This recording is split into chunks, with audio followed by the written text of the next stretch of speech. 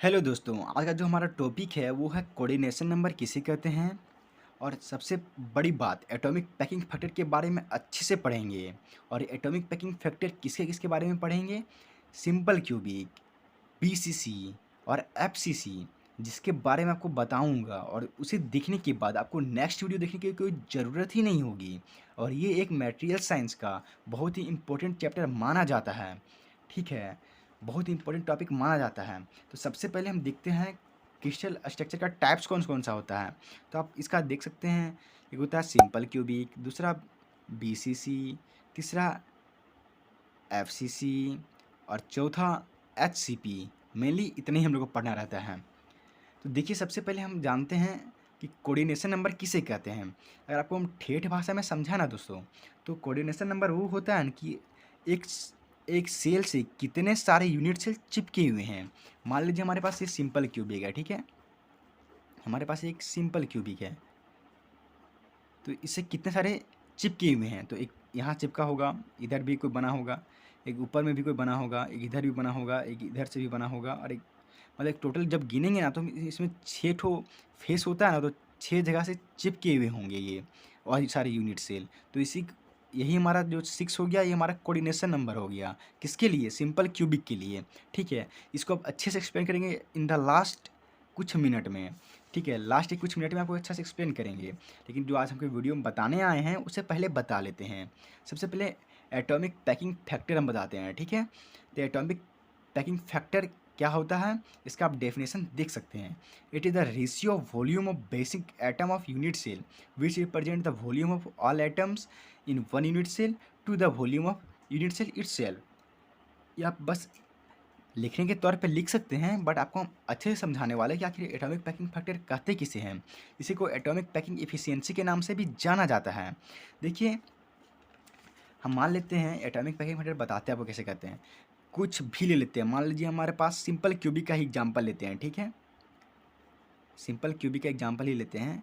इसमें देखिए, यहाँ एटम होगा, यहाँ होगा, यहाँ होगा, यहाँ होगा, यहाँ होगा, यहाँ यहाँ, इस तरह 8 हो। लेकिन देखिए, अगर हम इसको स्क्वायर में बनाएंगे तो ऐसे ऐसे बनेगा ये। तो देख रहे हैं गाइस, जो ये बचा हुआ पार्ट है ना, यही बताता है कितना कितना सारा फुलफिल हुआ है एटम से और कितना सारा स्पेस खाली है, उसी को बताता है एटॉमिक पैकिंग फैक्टर। ठीक है, तो देखिए उसी को सिंपल भाषा में लिखे हुए हैं, यूनिट से का कितना परसेंट वॉल्यूम एटम ने ऑक्यूपाई कर रखा है, उसी को एटॉमिक पैकिंग फैक्टर कहते हैं। ठीक है, तो इसका सबसे बढ़िया फार्मूला ये है,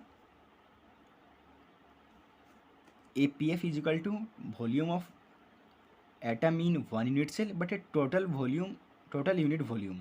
जिसका फॉर्मूला ये है, जहाँ हमारा n है number of atom per unit cell.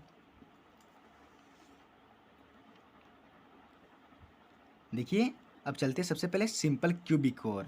ये सिंपल क्यूबिक हमारा ये है, इसमें हमारा लगा हुआ है सारा एटम।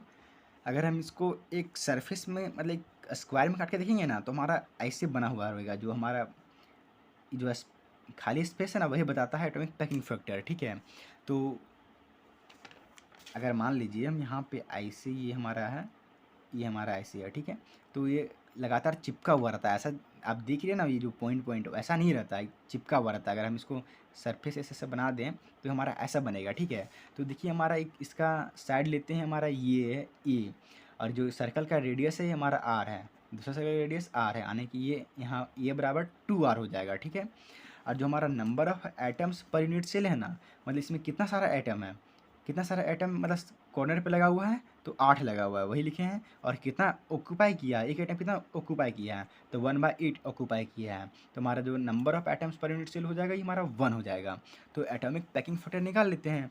तो n into 4/3 pi r cube बटे ए क्यू।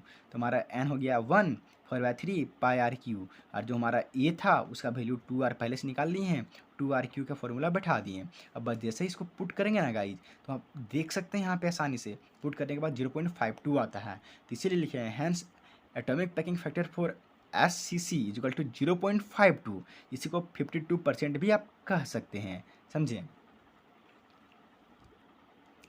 सिमिलरली अब देखते हैं FCC बॉडी सेंटर क्यूबिक, यानी कि कॉर्नर पे तो एटम है ही, बल्कि इसके जो फेस पर है उसके पर भी एटम है। उसी को हम एक स्क्वायर साइज में दिखा रहे हैं कि कॉर्नर पे तो एटम है ही, बल्कि बीच में भी एक एटम है। इसी को मतलब हर एक फेस में भी एक एटम है, इसी को फेस सेंटर क्यूबिक कहते हैं, समझे। तो सबसे पहले देखिए ये हमारा ये दिया हुआ है, ये हमारे इसका रेडियस आर है, ये 2r ये आर। इसको हम इसलिए निकाल रहे हैं ना ताकि हमको एटॉमिक पैकिंग फैक्टर निकालने में आसानी होगा।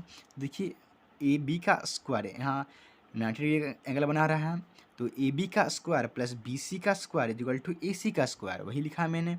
यहाँ A square plus A square equal to 2r R R 4r हो जाएगा, 2r इक्वल टू 4r, तो वही लिखा है।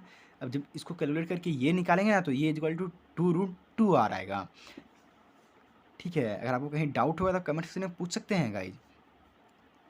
अब नंबर ऑफ एटम निकालेंगे, इसमें n कितना है, तो कॉर्नर पे कितना बैठा हुआ है 8/8, और फेस पे कितना है 6, हर एक मतलब फेस पे 6 एटम बैठा हुआ है, और इसका 2 से डिवाइड कर देंगे तो हो जाएगा ये 3 और 1 4, तो हमारा ये n4 आ गया।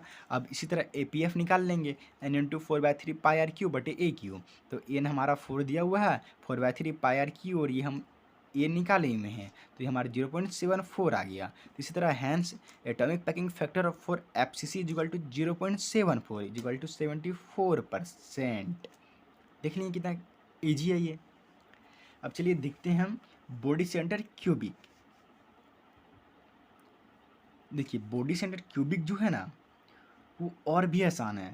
मतलब एक क्यूब के अंदर जितना भी कॉर्नर है उस पर तो बैठे हुए ही एटम, एक बीच में भी एटम बैठे हुए हैं, उसी को हम यहाँ पे दिखा रहे हैं स्क्वायर शेप में कि कॉर्नर पे है तो एटम लेकिन एक बीच में भी है। तो बस उसी तरह से हम इसको ये निकालेंगे, फिर n निकालेंगे, फिर APF निकल जाएगा ऑटोमेटिकली। तो सबसे पहले हम ये निकालते हैं, सबसे पहले ये निकालते हैं। तो उस तरह ए देखिए एक थोड़ी राइट एंगल टेंगल यहाँ बना रहा है, देख रहे हैं आप यहाँ पे ए का स्क्वायर प्लस EF का स्क्वायर इजिकल टू EF का स्क्वायर। अब ए का स्क्वायर, अब ए हमको पता है ही नहीं हमारे ए कितना है, तो अब यहाँ देख सकते हैं ये हमारा राइट एंगल है, यानी ये हो गया, ये हो गया, तो ये कितना हो जाएगा ए का स्क्वायर प्लस ए का square equal to 2a square, वही लिखा है मैंने यहाँ पे।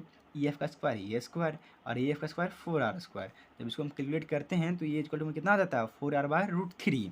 तो और अब ये हमारा ये निकल गया। अब n निकालते हैं, तो कॉर्नर पे 1/8 इंटू 8 कर दिए, और कितना एटम बीच में है 1, तो 1 कर दिया यानी 2 हो गया, n निकल गया हमारा। अब APF निकालते हैं, हमारे पास फॉर्मूला ये है, बस उसको पुट कर दिए तो हमारा APF निकल गया कितना 0.68, इसी को 68% भी कह सकते हैं। अब देखते हैं कोऑर्डिनेशन नंबर। देखिए कोऑर्डिनेशन नंबर ना आपको बताए थे सिंपल क्यूबिक का 6 होता है, उसी तरह BCC का 8 होता है, FCC का 12 होता है। इसको रटने का ना सबसे बेस्ट उपाय बताते हैं हम। देखिए इसको रटने का बेस्ट उपाय बताते हैं, ये होता है 1, B होता है 2, C होता है 3, D होता है 4, E होता है 5, F होता है 6। ठीक है, तो हमको दिखना है पहले BCC का, BCC B कितना हो गया 2 प्लस C कितना हो गया 3 प्लस C 3, तो BCC का 8 हो जाएगा। FCC का F का 6, C का 3 इक्वल टू 12 हो गया। बस वही देखिए। और अगर सिंपल क्यूबिक का बात करें, देखिए सिंपल का S तो है यहाँ नहीं, तो S को 0, C का 3 प्लस 3 इक्वल टू 6। वही कितना आसान तरीके से आप यहाँ निकाल सकते हैं कोऑर्डिनेशन नंबर। और अगर आपको नोट्स चाहिए गाइज तो आप कमेंट सेक्शन में पिन मोबाइल नंबर से कांटेक्ट कर सकते हैं। Thank you.